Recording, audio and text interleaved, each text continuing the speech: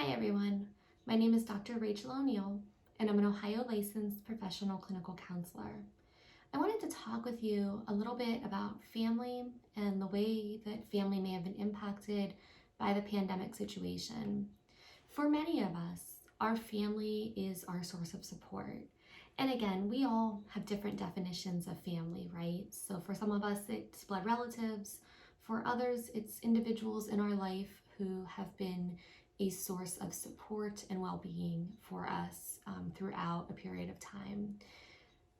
Regardless of how you define family, a family is a network, it's a connected source of support for you, and it's important. And again, in so many ways, our family has been disrupted by the pandemic situation.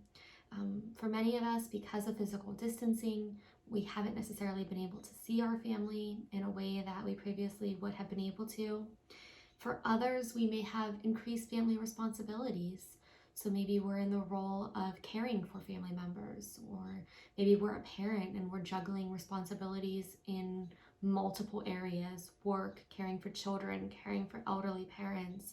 There are so many ways in which our life and our family life may have changed as a result of the pandemic situation. Those that have been laid off of work or let go from their positions may wonder how they're going to care for their family, or may feel increased pressure within their family due to their work situation. Those who have continued to work, who have been identified as an essential worker or healthcare worker, may have concerns about the safety of their family due to their own ongoing exposure to the virus. There are so many ways in which this situation has impacted not only us, but our families as well. But it isn't all bad news. One of the ways that families may have benefited from this situation is that it has put an increased amount of emphasis on the time that we're spending together, especially with those that live under the same roof as us. So it has given some individuals the opportunity to reconnect with family, to spend additional time with family, to consider the ways in which they are taking care of their family.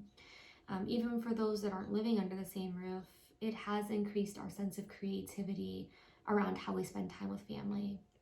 So it's not necessarily about just being physically together, but rather exploring ways that we can feel connected even during this time where we may feel isolated.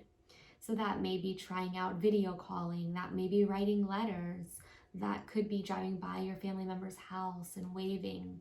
There's all sorts of creative ways where we've embraced the situation that we're in and we've tried to make the best of it. And I know it's been tough. It's been incredibly difficult as well for those individuals who have lost a loved one during this time and may have not been able to grieve in the way that felt right to them, may have felt isolating, or it may have felt like they didn't have closure. There have been, again, numerous ways in which the pandemic has impacted all of our lives. But as we move forward, one of the things that I hope will be a takeaway from all of this is truly what's important in your life. I've talked with so many clients who have shared that this has really underscored to them what is important and what they value.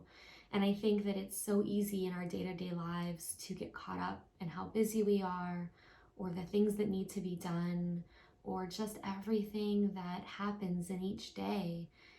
It's easy to lose sight of what we really value, and at the end of the day, what we miss most when we don't have it.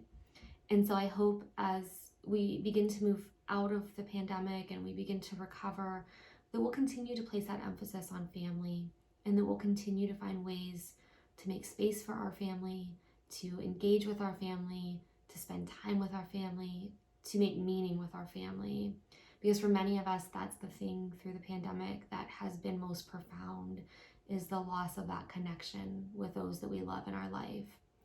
So I hope you're doing well. I hope you're staying safe. And when all of this is over, I hope you have the space to really reconnect with your family.